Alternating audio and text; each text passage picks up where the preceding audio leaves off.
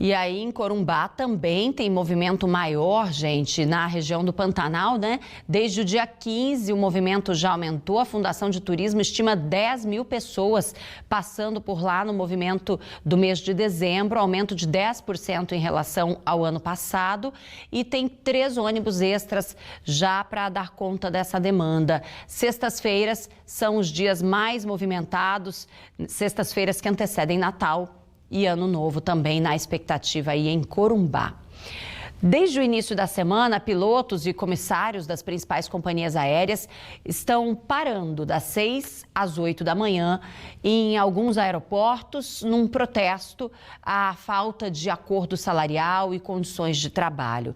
Esse movimento, de certa forma, atrasa voos, causa cancelamentos também em alguns aeroportos, situação que preocupa com os próximos dias, véspera de Natal, por exemplo, vindo aí.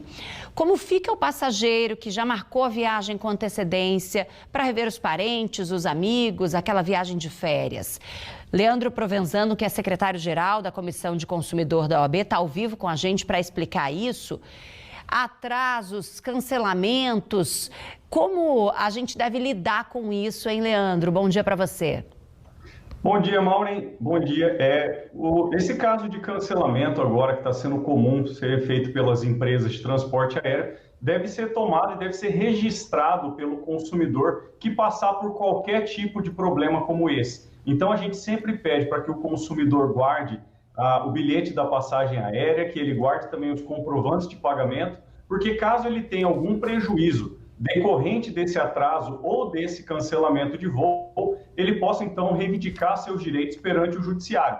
Porque quando a gente contrata uma passagem para ir do ponto A para o ponto B em determinado horário, caso isso aí não se cumpra por causa da empresa de transporte aéreo, ela vai ser responsabilizada por qualquer dano causado ao passageiro. Agora, Leandro, o protesto, exatamente a paralisação de 2 horas diárias, está sendo feita em alguns aeroportos, né?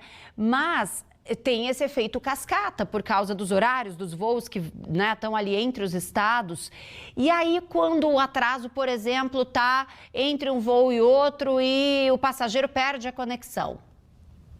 Nesse caso, assim como eu falei anteriormente, a empresa de transporte aéreo, ela é que foi responsável por esse atraso. Então, a pessoa, ao não conseguir fazer a escala, ela vai ter diversos prejuízos. E esses prejuízos, eles podem ser os prejuízos materiais, que são aqueles que a gente consegue calcular financeiramente, e também pode ser um prejuízo moral. Vamos supor que por conta desse atraso eu também perdi uma conexão que ia me levar para um aniversário de um filho meu na minha cidade de destino. Então, nesse caso, é um dano que a gente não pode calcular financeiramente, que a gente chama no direito, então, de dano moral.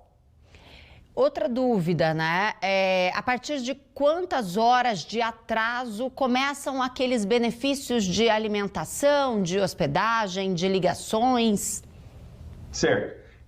O dano material e o dano moral, eles vão existir independente do tempo de atraso. Agora, a partir do momento que a empresa aérea ela atrasa até 1 hora, ela deve fornecer comunicação ao passageiro. Então, disponibilizar a internet ou até mesmo emprestar um telefone para esse passageiro poder comunicar o atraso do voo para aquela pessoa que vai estar esperando. E até 2 horas ela já deve fornecer alimentação. Então, ele vai dar aquele ticket para você comer e beber em algum restaurante ali perto. E agora, acima de 4 horas de atraso, aí a empresa de transporte aéreo ela já é responsabilizada para te dar uma acomodação e, às vezes, até a hospedagem com transporte, porque você já não vai esperar todo esse tempo dentro do aeroporto. E quando as empresas não cumprem com isso? Isso é muito comum. Então, nesses casos, o que a gente aconselha é que o consumidor consiga registrar esse atraso e que a empresa aérea também não forneceu toda essa estrutura que é necessária a partir do momento que ela atrasa com 1 hora de voo, por exemplo. E aí, quando essa documentação é levada ao judiciário, aí, com certeza, o consumidor vai conseguir ali reivindicar o seu direito e vai ser ressarcido pela falha na prestação de serviço da empresa de transporte aéreo. Uma outra questão é que tem passagens mais baratas que muitas vezes surgem porque você não consegue remarcar o voo se for necessário. Se você não embarcar, você perde. E aí, numa situação como essa, se tem um atraso ou um cancelamento, a pessoa não tem esse direito de remarcar quando compra, muda diante do cenário dos atrasos, assim? Não, essa política de não fazer a troca, ela só é válida quando a empresa de transporte aéreo não descumpre o contrato. E como eu disse, como a gente faz esse contrato de ir para o ponto A para o ponto B em determinado horário, a partir do momento que a empresa de transporte aéreo ela falha nessa prestação de serviço, a partir desse momento ela é responsável para indenizar esse consumidor, inclusive esse dano material que seria o ressarcimento da passagem, caso ele não utilize esse voo naquela data combinada. E aí faço um alerta. Hoje está sendo muito comum que empresas de transporte aéreo façam a prática do chamado overbooking.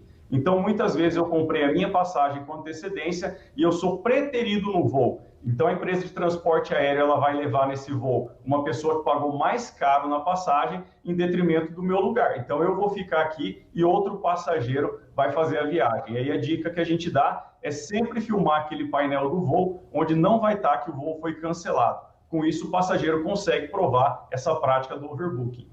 Muito obrigada, Leandro Provenzano, falando aqui pela Comissão de Direitos do Consumidor da OAB. Muitas regras que a gente precisa estar atento na hora dessas viagens de fim de ano, né? Bom dia para você, bom ano novo, bom Natal. Muito obrigado para você também. Um abraço. Vamos para o intervalo.